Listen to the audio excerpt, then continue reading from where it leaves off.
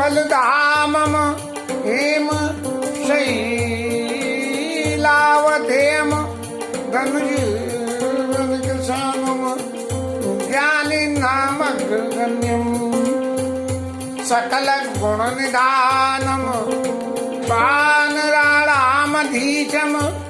रघुपति प्रिय भक्तम बात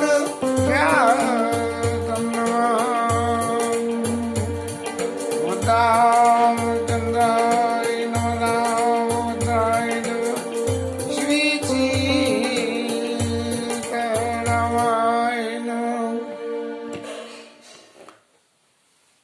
वन में कोल की रात भील वनवासियों के संग रह के और भगवान जो पारिवारिक सुख की प्राप्ति कर रहे हैं, या उनके परिजन जो अयोध्या के परिजन भगवान से सुख की प्राप्ति करते थे, ऐसी वो लोग प्राप्ति कर रहे हैं। इसके आगे गोस्वामी जी ने चित्रकूट में जो कुछ भी भगवान के आने से वातावरण बना है उसका वर्णन किया है, और उसके बारे में राम ही केवल प्रेम प्यारा जान ले जो जानने आरा राम सकल बन चर तब तोचे कई मृदु बचन प्रेम परितोषे। भगवान राम को तो सिर्फ प्रेम ही प्यारा है, दूसरा कुछ नहीं है। और सबरे बनचर जो बन के रहने वाले थे सबका संतोष कराया। विदा किए सिर नाई सिधाए प्रभु गुण कहत सुनत घर आए यही विधि सीय सहित दो भाई बसई विपिन सुर मुनि सुखदाई। ऐसे भगवान सब तरह से वनवासियों को, ऋषियों मुनियों को, सबको सुख देते हुए वन में वास कर रहे हैं। और जब से भगवान वहाँ आके रहे हैं तब से वन तो ऐसा मंगलदायक हो गया है कि सारे पेड़ पौधे फूल फल सब अपनी अपनी मर्यादाओं को छोड़ के इसके क्या नाम है कल्प वृक्ष के समान फलीभूत होने लगे। बेलें ऐसी ऐसी सुंदर बेलें वहाँ हो रही हैं कि जिनका वर्णन नहीं हो सकता है, ऐसे हो गए। और बिल्कुल देख के वहाँ के पेड़ों को ऐसा लगता है जैसे कि वो कल्प वृक्ष स्वर्ग छोड़ के यहाँ आ गया हो। गुंज मंज तर मदगर से भी बयार बही सुख देनी शीतल मंद सुगंध बयार चलती है वहाँ। नीलकंठ कलकंठ सोचा तक चक चकोर बाती बाती बोले सवन सुकर चोर। सारे पक्षी भी बड़ी मधुर मधुर वाणियां बोलते हैं। कभी कभी जीवन में जब सुबह सुबह सो के उठो और एक कोयल पू पू कर रही हो कितना अच्छा लगता है। ऐसे ही वहाँ जो है सारे दिन दुनिया भर के पक्षी अपनी समय समय पर और कर के हरि कभी कोल कुरंगा विगत बैर भी रही सब संगा। शेर चीते हाथी सांप और मृग सब जो है सब एक दूसरे का बैर छोड़ के और बड़े आराम से वहाँ डोल रहे हैं। फिर राम छवि देखी हो मुदित मृग बंद विशेषी। ऐसे डोलते हुए वन में सबरे जो है जानवर भगवान राम की छवि देख के बड़े जो है सुख होते हैं। विबुध विपिन जान लगी जग माही। जितने देवताओं के बने और जितने भी देवताओं के बने वो सारे वन देख के ये चित्रकूट के वन को देख के और बड़े मन में खुश कहते हैं, उनको सिहाते हैं। सब सिंधु नदी नद नाना मंदाकिनी कर करें बखाना। और सारे जो है नदी और वो मंदाकिनी के गुणों की व्याख्या कर रहे हैं कि देखिए इसके कितने भाग्य हैं कि इसके किनारे आके भगवान राम बसे और हम तो किसी काम के नहीं है। उदय अस्त गिरी अरु कैलाशु कैलाश और उदयाचल पर्वत ये जो है मंदर मेरु सकल स्वर्वासु जहाँ जहाँ मंदराचल पे जहाँ देवताओं का वास होता है और शैल हिमाचल आदि के जेते चित्रकूट जस गावई तेते सब चित्रकूट के यश का गान करते हैं। बिंदु मुदित मन सुख न समाई सम बिनु विपल बढ़ाई पाई। विंध्याचल ने तो ये कि मन में चित्रकूट विंध्याचल में तो विंध्याचल के मन में तो ऐसा सुख आया कि बिना कुछ करे धरे ही यहाँ तो सब कुछ आ गया। हमें ऐसा फल फूलने लगा वन तो चित्रकूट के बियग मृग बेल बिटपत न जा, पुण्य पुंज सब धन्य अस, काई देव दिन रात। दिन रात देवता जो है उनके चित्रकूट के भाग्य की बढ़ाई करते हैं। चित्रकूट के रहने वाले नेत्र वाले भगवान के दर्शन करके सुख हो रहे हैं। रज जो है भगवान के चरणों को छू कर सो रही है।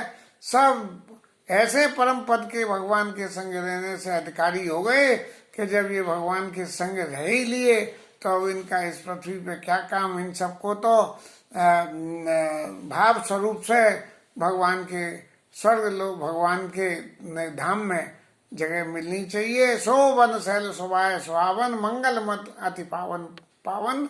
इतना पावन हो गया कि महिमा कही कवन विद सागु, सुख सागर या की निवासु। सुख के समुद्र भगवान राम जहाँ निवास कर रहे हैं तो वहाँ की तो ना पय पयोधि छद अवध में आई, जहाँ सिए राम लखन रहे आई। ऐसे क्षीर समुद्र कैसे अयोध्या को छोड़ के और भगवान राम जहाँ आके बस रहे न, कई सकई सुषमा जस कानन, जो सत सहस हो सहतानन। उस वन की शोभा का वर्णन तो शेषनाग भी नहीं कर सकते। और सो में वर्णि कहो विद के डावर कमट की मंदिर ले। अब मैं तो उसका वर्णन तो स्वामी जी कह रहे हैं कि कैसे करूं कि डावर कमठ की मंदिर ले।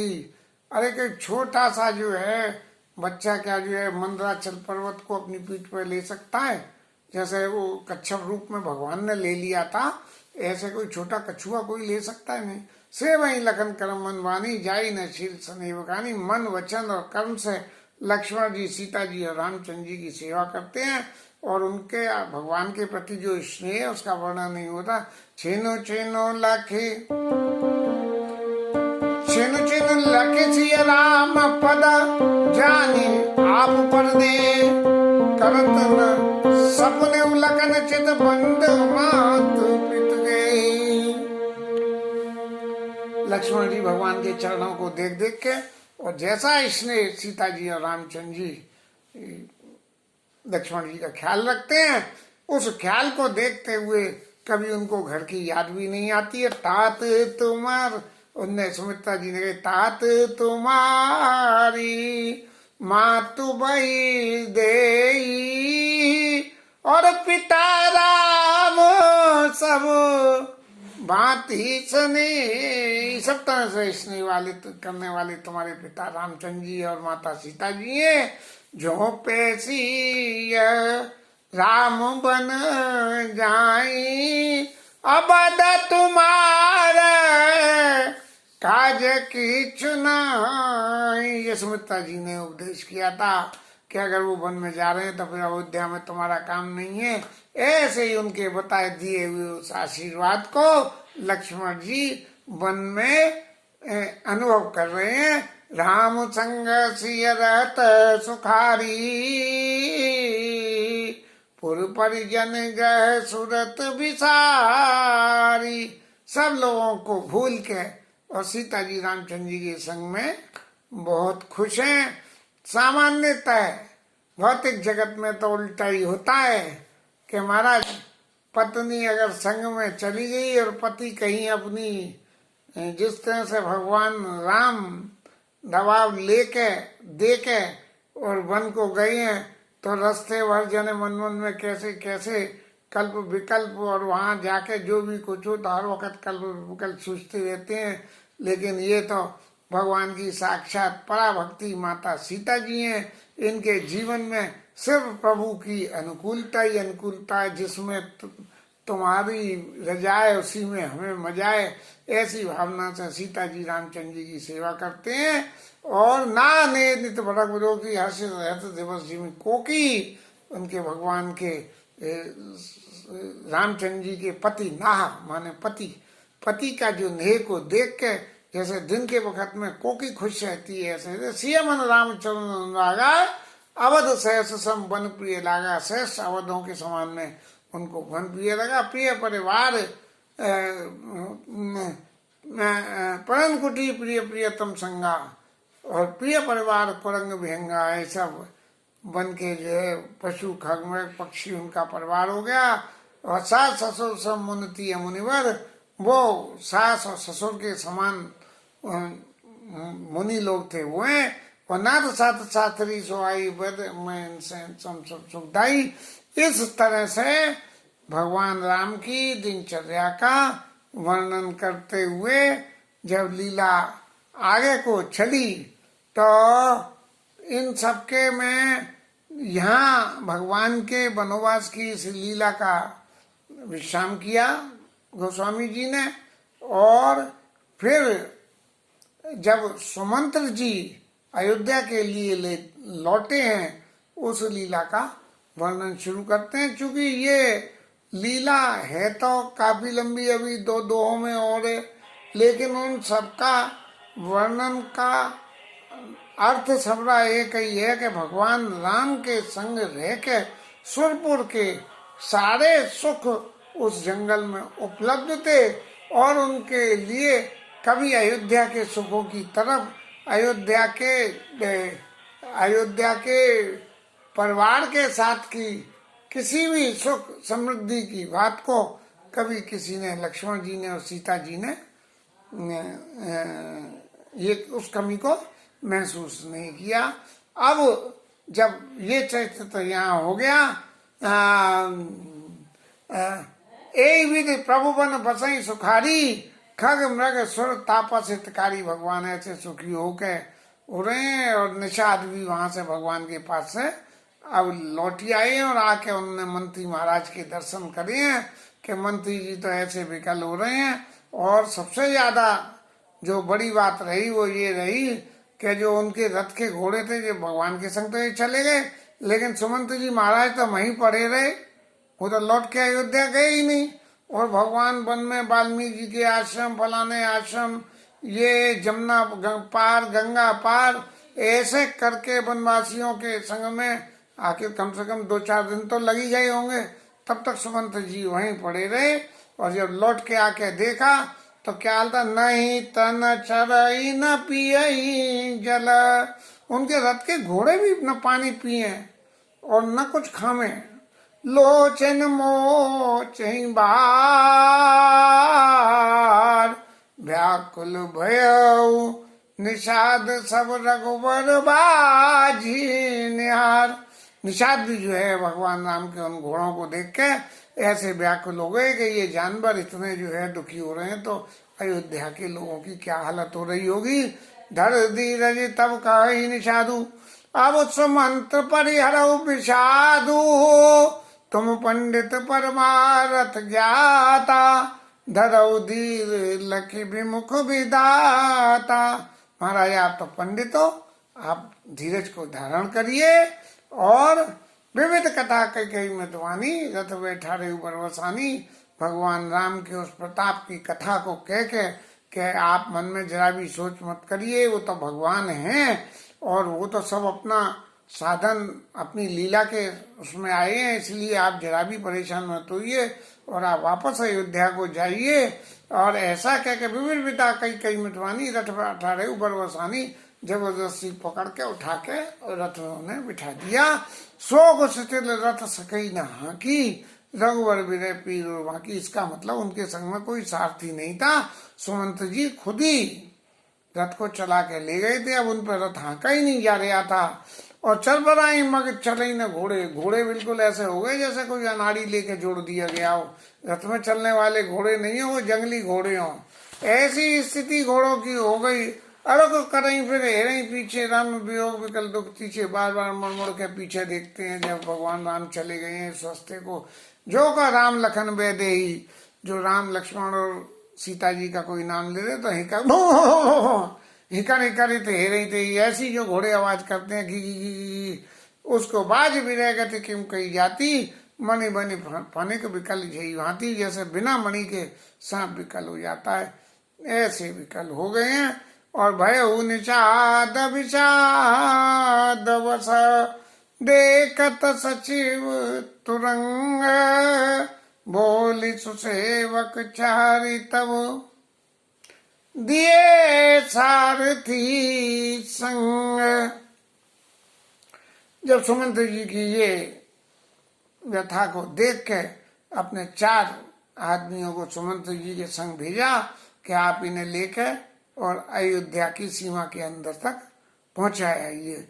तो वो जो है चले गए हैं। अब इस बीच में सुमंत जी कैसा कैसा पछतावा कर रहे हैं, इसके विभिन्न उदाहरणों के माध्यम से गोस्वामी जी ने वर्णन किया है। और अपने मन में सुमंत जी ये विचार करते हुए, हृदय न बिधरे पंकजिमि बिछुरत प्रीतम नीर,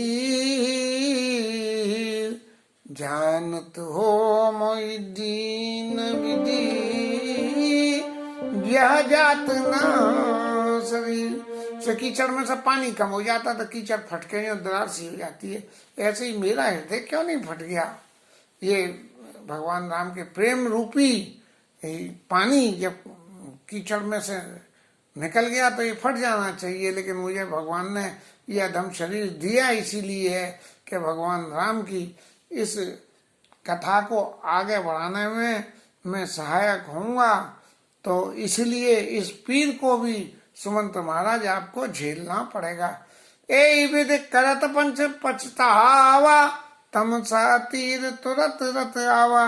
तमसा नदी के किनारे पे रथ आ गया और विदा किए कर विनय निषादा, फिरे पाय परि विकल विषादा।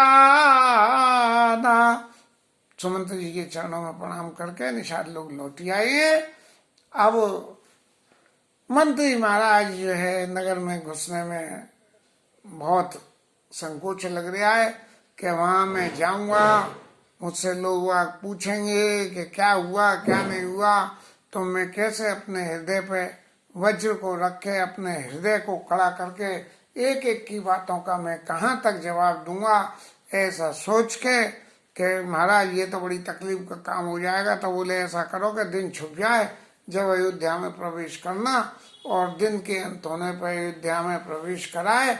और प्रवेश करने के बाद में वो जो घोड़े थे वो रथ को राजमहल के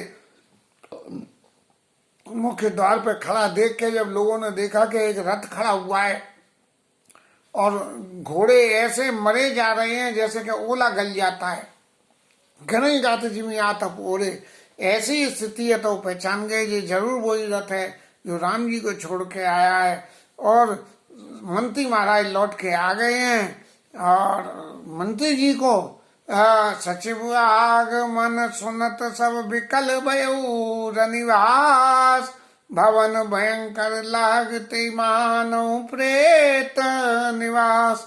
सब रनिवास बहुत विकल हो गया और मंत्री जी को ऐसा लगे, सुमंत्री जी को ऐसा लगे कि जैसे मैं प्रेतों के निवास स्थान में आ गया हूँ। आरती आरती सब पूछे ही रानी, उतर न आव विकल भई वानी, सुनाई न श्रवण नयन नहीं चूजा, कहू कान नपते ही ते बूझा। कोई कुछ पूछ रहा है उसका कोई जवाब नहीं दे रहे हैं सुमंत जी, न उन्हें कुछ दिख रहा है न उन्हें कुछ सुनाई पड़ रहा है। बस एक ही बात उन्होंने पूछी कि महाराजा कहाँ है। दास ने दी के सचिव विकलाई, सचिव की ये हालत देख के और कौशल्या गई लेवाई, उनको पकड़ के दासियां और कौशल्या अम्बा के घर में ले गई हैं। जाय सुमंत दी कस राजा, अमीय रहित जनु चंद विराजा। जैसे चंद्रमा में से अमृत निकल गया हो ऐसी स्थिति में राजा पड़े हुए, आसन सैन विभूषण हीना, पड़े भूमि तर निपट मलीना।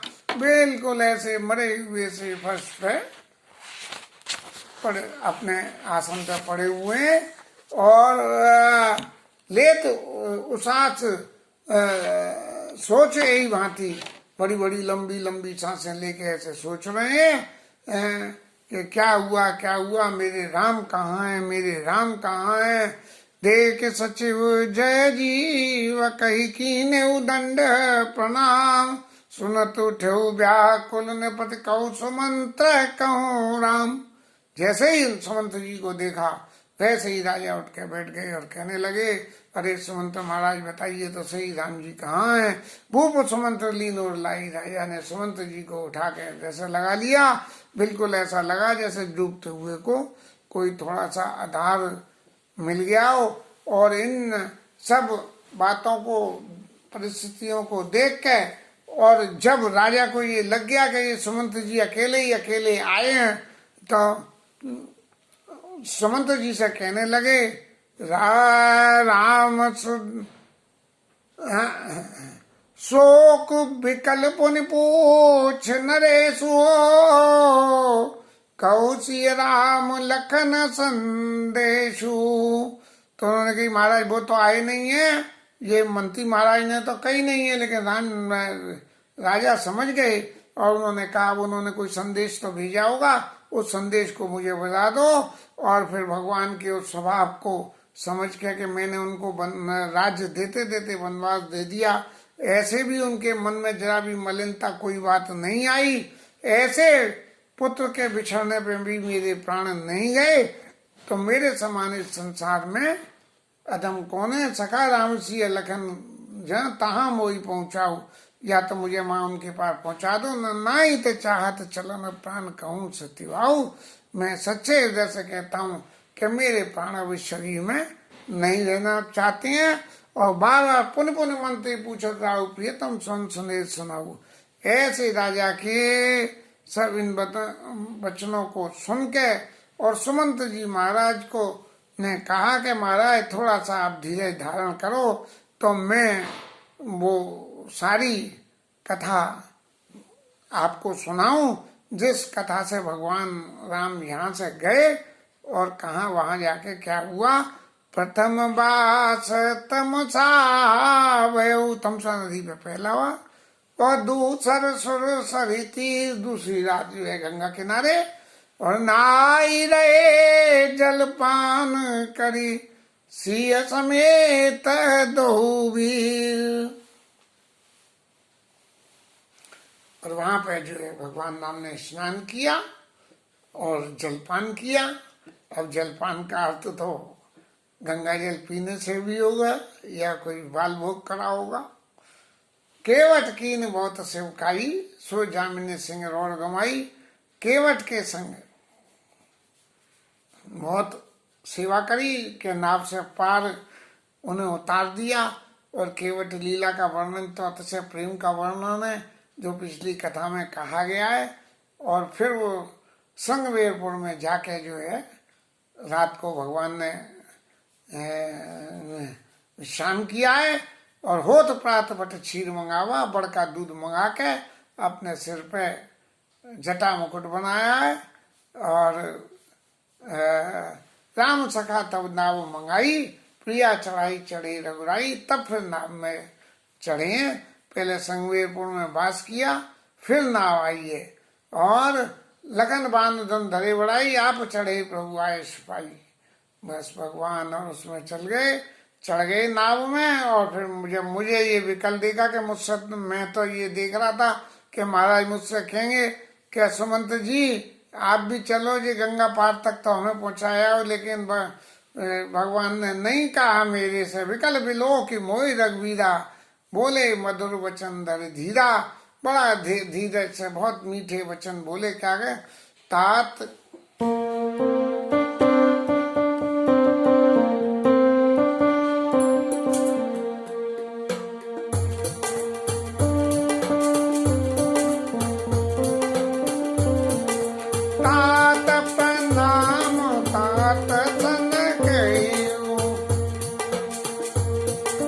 बार बार पद पंकज गयो,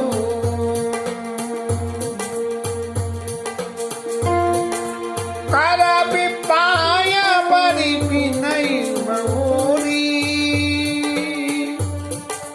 तात करिय जन चिंता मोरी, मन बग मंगल कुशल हमारे कृपा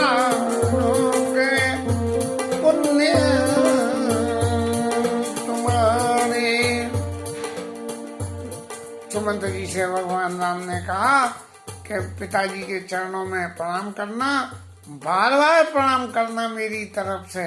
और फिर ये कहना कि हमारी किसी भी बात की चिंता बिल्कुल नहीं करें, क्योंकि वन की रास्ता हमारे लिए आपके पुण्यों के प्रभाव से मंगलमयी रहेगी, हमें किसी भी तरह की तकलीफ नहीं रहेगी।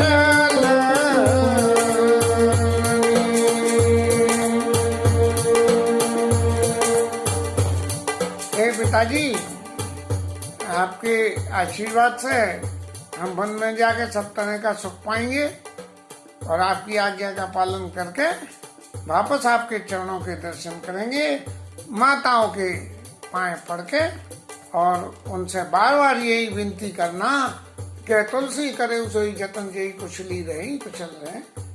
अब इसमें माताओं से तो, माताओं शब्द की जगह तो एक ही माता से प्रार्थना करनी थी, कैकेयी माता से, कैकेयी माता तुम ऐसा करना कि हम लौट के आए तब हमें ठाकुर जी के, हमें पिताजी के दर्शन हो जाएं। लेकिन वो तो राजा पहले ही कह चुके थे कि राम विरह जनि मारे से मोही, मैं तेरे को बिल्कुल सत्य कहता हूँ कि राम के बिना मेरा शरीर नहीं रहेगा, ये तू अच्छी तरह से समझ ले। इसलिए कैकेयी को समझाने के लिए कि उनका इस संसार में अपयश नहीं हो, इसलिए भगवान राम सुमंत्र जी से ये कह रहे हैं कि जननी सकल परितोष परि, उनका क्या चिंता मत करो, वो आएंगे। चाहे आदमी जैसे डॉक्टर कहता है कि आदमी की हालत चिंताजनक हो, बोले कि देखो आप थोड़ा सा धीरे रखो, सही हो जाए, मुझे इंजेक्शन और लगवा लो।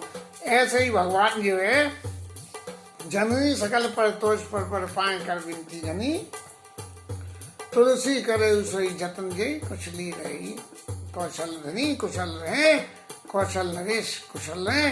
ऐसी आप सब लोग प्रयास करना। गुड़ सन कहव संदेश, बार बार पद पदम गई, करव सोई उपदेश, जई न सोच मोहि अवधपति। गुरु जी से ये कहना कि मेरी सोच न करें, ऐसा ही उपदेश राजा को करना।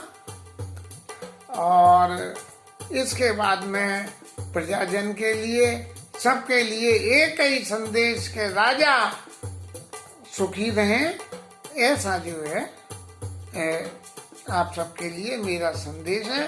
मेरी आज्ञा समझे और इसको मान के और आप इस तरह से उपदेश और ये करें। इसके साथ कथा विश्राम, हरिनाम कीर्तन।